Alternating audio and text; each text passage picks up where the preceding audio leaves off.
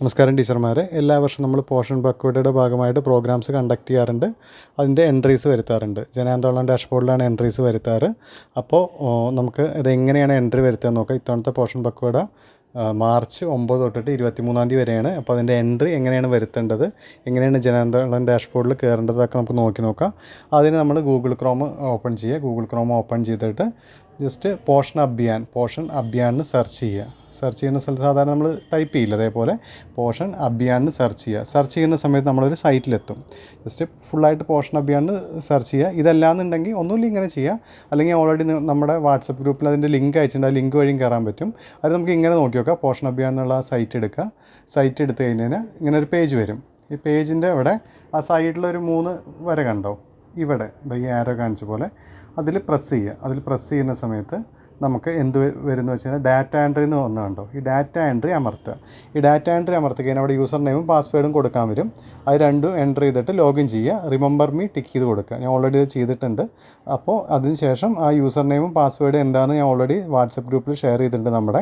അത് കറക്റ്റായിട്ട് അത് അടിച്ചു കൊടുക്കുക. അതിനുശേഷം ലോഗിൻ ചെയ്യുക. ഇങ്ങനെ നമുക്ക് ചെയ്യാം. ഇനി ഇങ്ങനെ അല്ലാതെ നമുക്ക് വേറൊരു വഴി എന്താണെന്ന് വെച്ചാൽ, ഞാൻ ഓൾറെഡി ഇങ്ങനെ ഇത്രയൊന്നും ബുദ്ധിമുട്ടില്ല.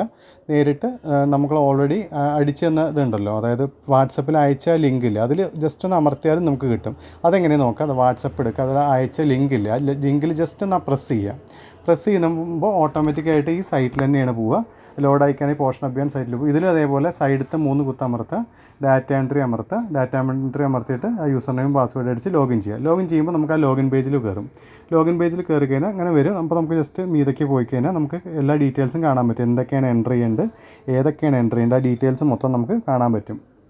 ആദ്യം തന്നെ കാണാൻ ഗ്രൂപ്പ് പറഞ്ഞാൽ പോഷൻ ബക്വേഡ് തന്നെയാണ്. അത് മാറ്റേണ്ട ആവശ്യമില്ല. തീമാണ് സെലക്ട് ചെയ്യേണ്ടത്. കുറേ തീംസ് ഉണ്ട്. നമുക്ക് താഴത്തേക്ക് നോക്കുന്ന സമയത്ത് ഒരുപാട് തീംസ് ഉണ്ടായിരിക്കും. അപ്പോൾ നമുക്ക് ഒരു ഇനോഗ്രേഷൻ മോഡലിൽ പോഷൻ ബക്വേഡ് തുടങ്ങാനാണ്. അപ്പോൾ ഓവറോൾ ന്യൂട്രീഷൻ കൊടുക്കുക. അതിനുശേഷം ബ്ലോക്ക് ലെവൽ, അംഗൻവാടി സെൻറ്റർ ലെവലും നമുക്ക് സെലക്ട് ചെയ്യാൻ പറ്റും. അംഗൻവാടി സെൻറ്റർ ലെവൽ സെലക്ട് ചെയ്ത് വെച്ച് താഴെ നമുക്ക് നിങ്ങൾ ഏതാണ് അംഗൻവാടി അത് സെലക്ട് ചെയ്യണം. നമ്മുടെ അംഗൻവാടി സെൻറ്ററിൻ്റെ നമ്പർ ഉണ്ടാവും. അപ്പോൾ നിങ്ങളെ AWC ഏതാണോ ആ നമ്പർ സെലക്ട് ചെയ്താൽ മതി. 001 ആണ് സെൻറ്റർ നമ്പർ 1, 013 ആണെങ്കിൽ 13, അങ്ങനെ ഓരോന്നും ഏതാണോ അത് കറക്റ്റായിട്ട് സെലക്ട് ചെയ്തിട്ട് ആണ് ചെയ്യേണ്ടത്. ഇപ്പോൾ ഓരോ ടീച്ചർമാർ ചെയ്യുമ്പോൾ അവർ സെൻറ്റർ കറക്റ്റായിട്ട് സെലക്ട് ചെയ്തിട്ട് വേണം ചെയ്യാൻ. ഇത് അംഗൻവാടി സെൻറ്റർ സെലക്ട് ചെയ്യുമ്പോഴത്തെ കാര്യമാണ് പറഞ്ഞത്. ഇത് നിങ്ങൾ ചെയ്യേണ്ട എപ്പോഴും അംഗൻവാടി സെൻറ്റർ സെലക്ട് ചെയ്തിട്ട് നിങ്ങളുടെ അംഗൻവാടി സെൻറ്റർ കറക്റ്റായി സെലക്ട് ചെയ്തിട്ട് വേണം ചെയ്യാൻ. അങ്ങനെ ചെയ്തിട്ടാണ് എൻട്രി വരുത്തേണ്ടത്. അതല്ല ഇനി നമ്മൾ ബ്ലോക്ക് ലെവൽ ഒരിക്കലും ചെയ്യരുത്. ബ്ലോക്ക് ലെവൽ എൻട്രി വരുത്താൻ പറ്റും. അത് ഓഫീസിൽ നിന്നാണ് ചെയ്യുക. ബ്ലോക്ക് ലെവലത്തെ എൻട്രീസൊക്കെ നിങ്ങൾ അംഗൻവാടി സെൻറ്റർ ലെവലിലാണ് എപ്പോഴും എൻട്രി വരുത്തേണ്ടത്. ബ്ലോക്ക് ലെവൽ ഇവിടെ സെലക്ട് ചെയ്താൽ ബ്ലോക്ക് ലെവൽ എൻട്രി വരുത്താൻ പറ്റും. ഞാനിപ്പോൾ അംഗൻവാടി സെൻറ്റർ ലെവലിലുള്ള ഡീറ്റെയിൽസാണ് എൻട്രി ചെയ്യുന്നത്. അംഗൻവാടി സെൻറ്റർ എടുത്തു. ഇത് നിങ്ങൾക്ക് മനസ്സിലാവാൻ വേണ്ടിയിട്ട് അംഗൻവാടി സെൻറ്റർ നമ്മൾ ലെവലിൽ സെലക്ട് ചെയ്യല്ലോ. അതിന് കറക്റ്റ് ഒരു അംഗൻവാടി ഡീറ്റെയിൽസ് എടുത്ത് നമ്മൾ എൻട്രി ചെയ്യണം. ഒരു ടീച്ചർ ഓൾറെഡി കിട്ടിയിട്ടുണ്ട്, സെൻറ്റർ നമ്പർ 26. അപ്പോൾ ടീച്ചറുടെ സെൻറ്റർ സെലക്ട് ചെയ്യുക. അതിനുശേഷം ആക്ടിവിറ്റി എടുക്കുന്ന സമയത്ത് ഇത് ഇന്നത്തെ എൻട്രിയുടെ കാര്യമാണ് പറയുന്നത്. ഇനോഗ്രേഷൻ്റെ എൻട്രി എങ്ങനെ ചെയ്യേണ്ടതെന്നാണ് പറയുന്നത് കേട്ടോ. അപ്പോൾ എങ്ങനെയാണ് ഓരോ വട്ടം തീം മാറുന്നതനുസരിച്ച് നിങ്ങൾക്ക് ഇവിടെ ആക്ടിവിറ്റി മാറും.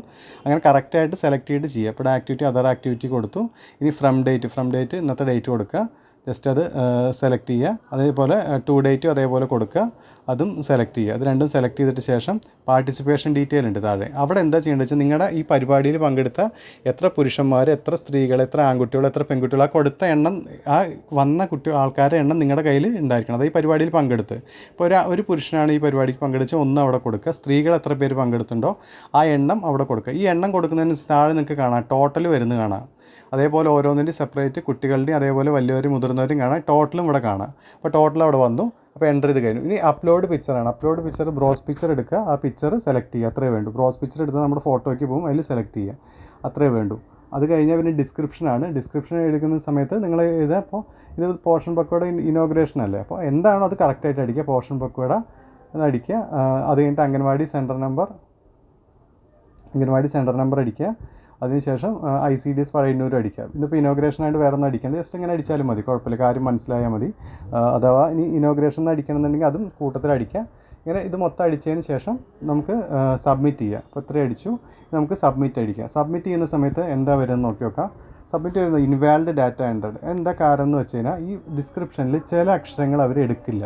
അതായത് പോലെ ഹൈഫൺ ഉണ്ടല്ലോ, അത് അവർ എടുത്തിട്ടില്ല. അതായത് അത് പറ്റത്തില്ല. അതുകൊണ്ടാണ് നമ്മൾ ഒന്നുമില്ല, ഇത് മൊത്തം കളഞ്ഞിട്ട് നമുക്ക് ചെയ്യാം, അല്ലെങ്കിൽ അത് വേണ്ട, കറക്റ്റായി ഇരുന്നോട്ടെ വെച്ചിട്ട് എല്ലാ ഐഫോൺ മാറ്റിയിട്ട് എല്ലായിടത്തും ഡോട്ടാക്കി, ജസ്റ്റ് ഡോട്ടാക്കി എന്നിട്ട് നമ്മൾ സബ്മിറ്റ് ചെയ്യാൻ പോവാണ്. ജസ്റ്റ് സബ്മിറ്റ് കൊടുക്കുക. സബ്മിറ്റ് കൊടുക്കുന്ന സമയത്ത് കാണാം സക്സസ്ഫുള്ളി സബ്മിറ്റഡ്. അപ്പോൾ എൻട്രി ഒരെണ്ണം കറക്റ്റായി. ഇത്രേ ചെയ്യുള്ളൂ. അപ്പോൾ എല്ലാവർക്കും ഇത് മനസ്സിലായെന്ന് വിചാരിക്കുന്നു. Thank you.